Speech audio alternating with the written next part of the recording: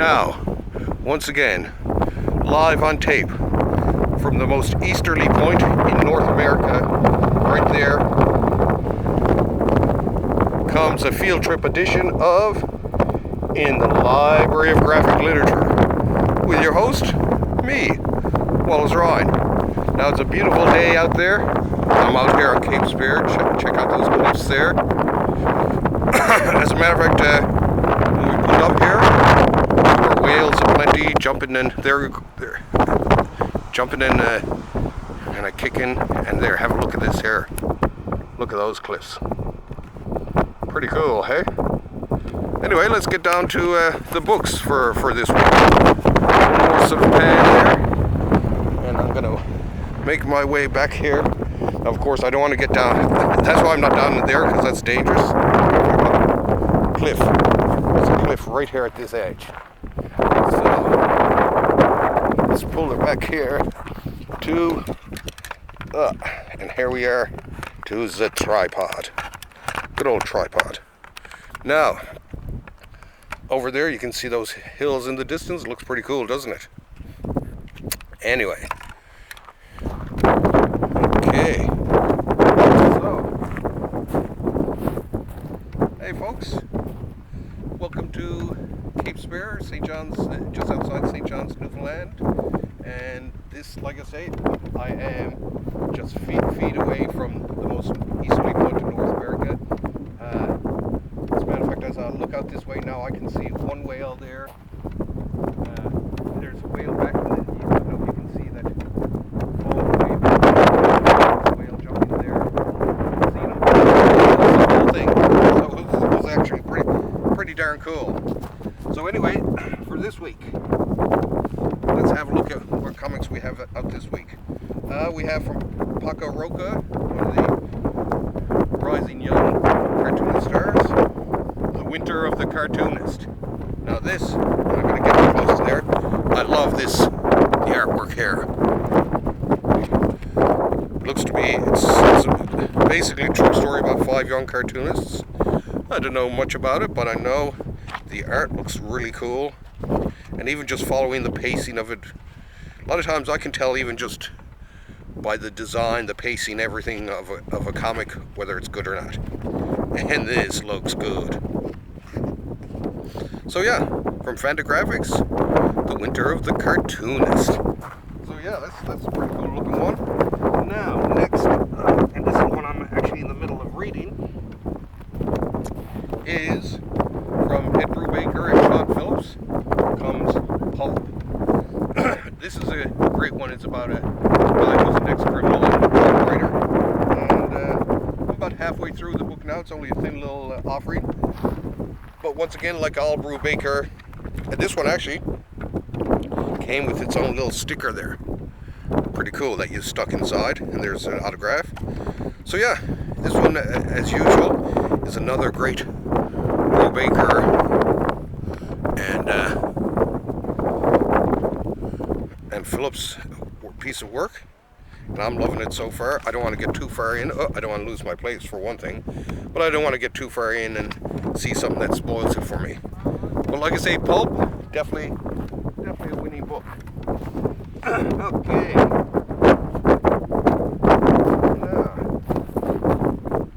It's beautiful out, isn't it? And that's the other thing too. It's a beautiful day here, right?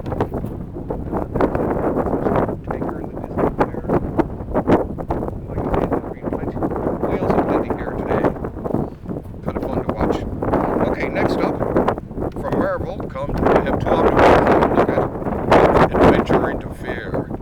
Now, for those who bought the Morbius one there a while ago, this has a lot of the Morbius stories in it, which is really why I looked into this, and it has a lot of the Man-Thing in it too, which is kind of cool.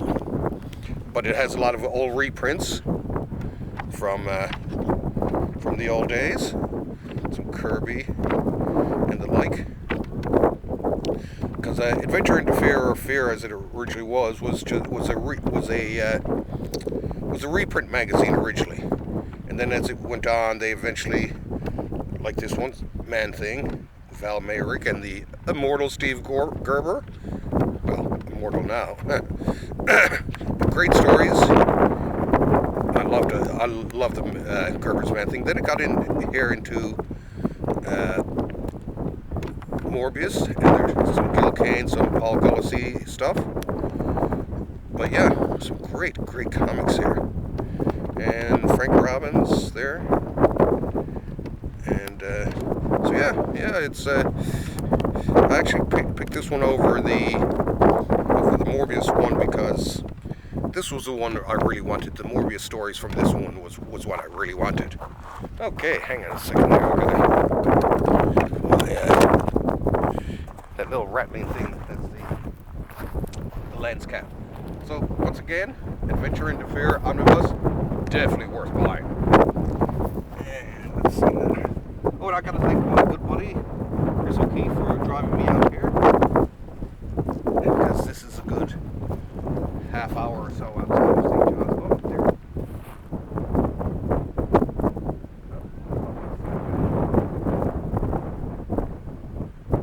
I'll post some photos too after, along with this little album of pictures taken from this location. Next up is Volume 5 of Marvel Team Up. Now this one, one of the things I do besides picking great comics and comics of historical value, one of the other reasons that I'll pick up a book, one of the other, I guess, because I do have different criteria. One of the other criteria is if I had it as a kid, and I had all these as a kid, and this was around when I really started reading a lot of Marvel. I was a DC guy for most of my life, and I ended up, crossing over into Marvel. Now I'm one of those rare creatures that like DC, Marvel. I like all comics. I think all comics are great. I don't care about company anymore. So this one, and this has work, of course, by Sal Buscema, a couple by George Tosca and that. But for the most part, it's good old Sal Buscema. And there's the Vision. So I had a lot of these. As a matter of fact, I had every single one that's in this book. I had all these when I was a kid. And funny enough, I used to collect. Marvel Team Up, but I didn't collect the Amazing Spider-Man. I don't know whether I was just mental or whatever it was, but yeah, I went for that instead. All right. But yeah, still, some great writing by, I do believe it was Bill Mantlo, yeah. But just a great team-up comic. So, pick this up. It is darn cool. So yeah, and I like it when I buy Masterworks, and it's good for more than just, the fact that I had it when I was younger. Now, going up on the last here, more over the ocean here, like right around here, the cliff edges you're seeing here. You can't actually go down there, but you'd have to walk around. But if you go down below here in the Spear, there have been people. In 2005, there were two tourists that were swept right off the rocks here. And I know people will say, well, you get out of the ocean, you can swim back to shore. It's just like, you don't understand. When a wave hits you, that's tons of water, slams you to the rocks on the ground, knocks you out, and then just sweeps you right out to sea, and you're finished. That's why I'm up here. And last but not least, definitely not least, one of my favorites is Robert E. Howard's Solomon Kane Omnibus. This has some great artwork in it. This is from, especially the Howard Chaykin ones. That's why I was really excited to see this one. Because the two Howard Chaykin issues, even though I had a lot of the other ones there, the two Howard Chaykin ones in this I absolutely loved. As a matter of fact, I think I even still got them on that spinner rack back in the studio. So like I say, if you're a fan of Conan the Barbarian, check out Solomon Kane. I know he's no Paul or Conan or Red Sonja, but the stories are really good. I actually really like it. There's just something really neat about the character.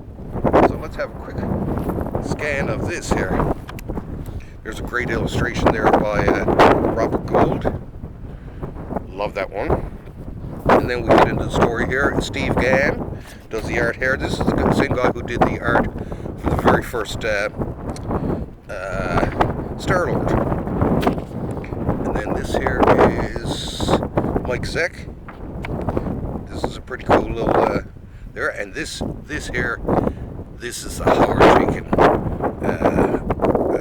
Solomon Kane. It came out. It was in Marvel Premiere, so there was a two-issue run in it. Now this has been recolored, which, you know, hey, I don't mind that. It doesn't look that bad. And look at that there, the mark of Kane. Like I say, and this is from my favorite period of Jenkins too. His late 70s, early 80s work. Absolutely stunning. The guy can draw. Now this is the part 2 here. Fangs of the Gorilla God. So once again another. Oh, come on. I'm hoping that the wind will turn the pages here for me here. And this is a black and white Chaykin. And this came from Savage Sword of Conan 18, yes. And of course, I love Chaykin in black and white and gray, you might say. Now on here to, this is David Wenzel, I do believe. And Wenzel, I haven't seen anything from him in a long time. I don't know whatever happened to him. I liked his stuff. And here we have Steve Gann and Dino Castrillo. But yeah, some great artwork here. That looks like an Ernie Chan there. Yep. And this here is more David Wenzel and Duffy Voland.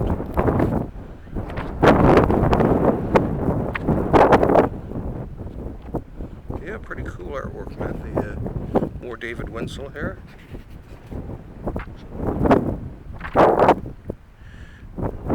Ooh, like I said, good artwork. I actually like that.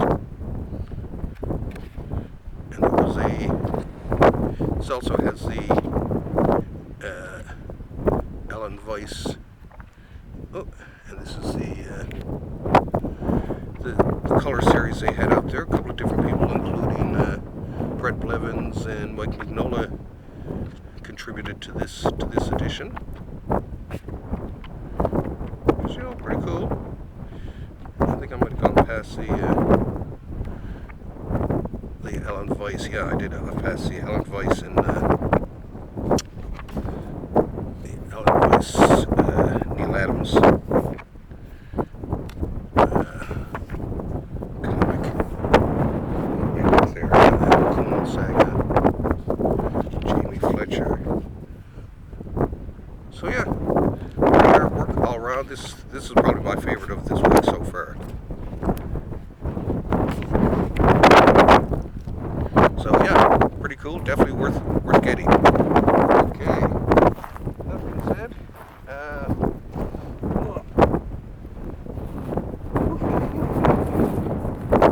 now have a look out, see if I can see any whales here. I can't see any spouting right now, but they were all over the place earlier. So anyway, that's my little special edition. I told you I'd get all the way out here, and I have. So, thanks for having me over. Check out, of course, this is in the Library of Graphic Literature 151. Check out the 150th episode I shot the other day with Dennis. See what you think about that. And before we close now, I'm going to take you on a little mini tour here of the area before I shut it off. Okay, let's check it out here. Okay, let it loose from me.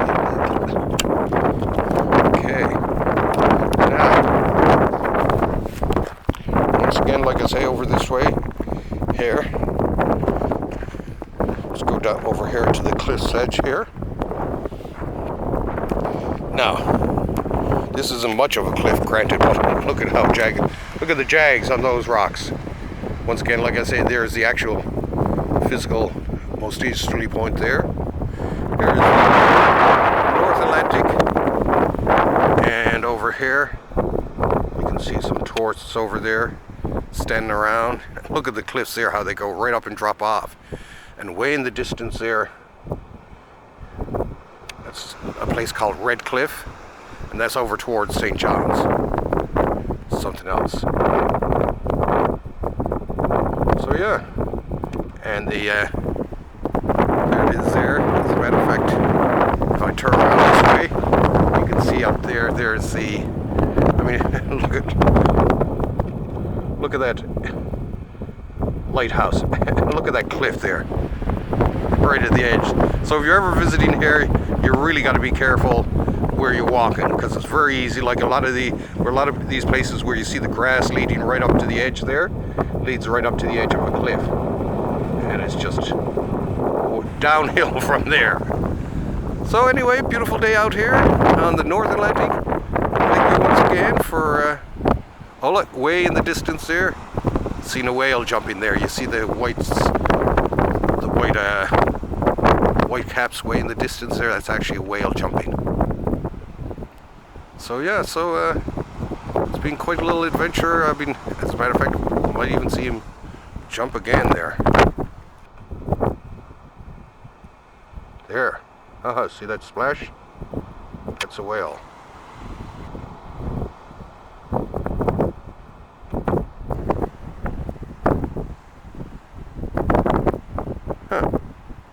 Okay. Well, folks, like I say once again, thanks for having me over. And, oh, there it is, jumping up again there, way in the distance. Anyway, thanks for having me over, and we'll see you next week in the Library of Graphic Literature. And next week, I'll probably be over in one of those coves over there. So, have a great weekend, people, and get out there and enjoy some of this beautiful scenery that I'm sure everyone has around. Oh, look, there's a bit of a spray over there. I just can't help myself. It's just, oh, there we go. You can see it's like a little white dot appearing on the horizon there. That was flapping around. Oh, it was flapping around going mad here a few minutes ago. Okay, anyway, thanks for having me. See you next week.